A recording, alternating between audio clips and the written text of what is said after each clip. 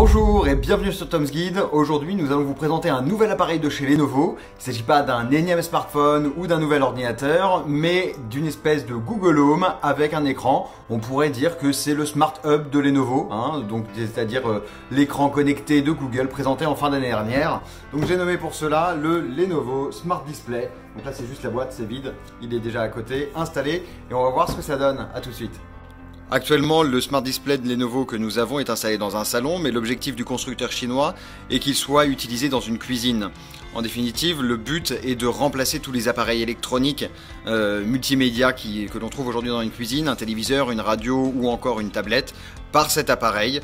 Et donc, pour pousser vraiment au plus loin sa démarche, Lenovo a installé à l'intérieur de son appareil un Chromecast afin de diffuser directement ses contenus depuis ses appareils mobiles. Donc nous on a fait le test, ça fonctionne plutôt pas mal, c'est pas à 100% comme on va pouvoir le voir compatible avec tout.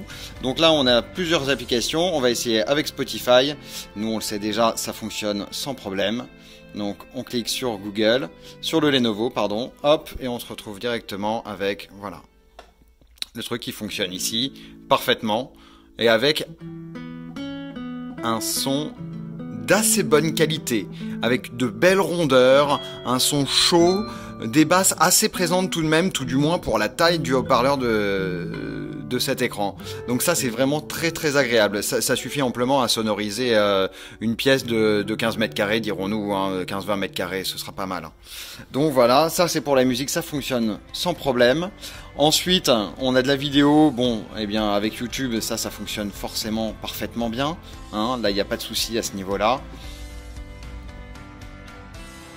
Ensuite, on continue notre test avec du Molotov, on se retrouve avec la télévision sur son Smart Display qu'on peut avoir directement dans sa cuisine, et alors là vraiment on peut remplacer un appareil qui serait déjà existant.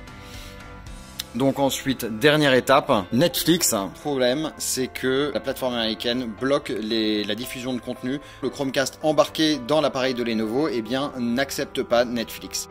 C'était une présentation assez brève, mais qui permet de donner un petit peu les grandes lignes de ce nouvel accessoire qu'on trouve dans la gamme de 2019 de Lenovo. Le son est de bonne qualité, l'image est bonne, on a une belle définition, l'ensemble est fluide, rapide, le Chromecast fonctionne très bien, commander ses lumières via cet écran, bon ça remplace une petite Google Home, mais c'est vraiment très sympa, c'est pas mal du tout.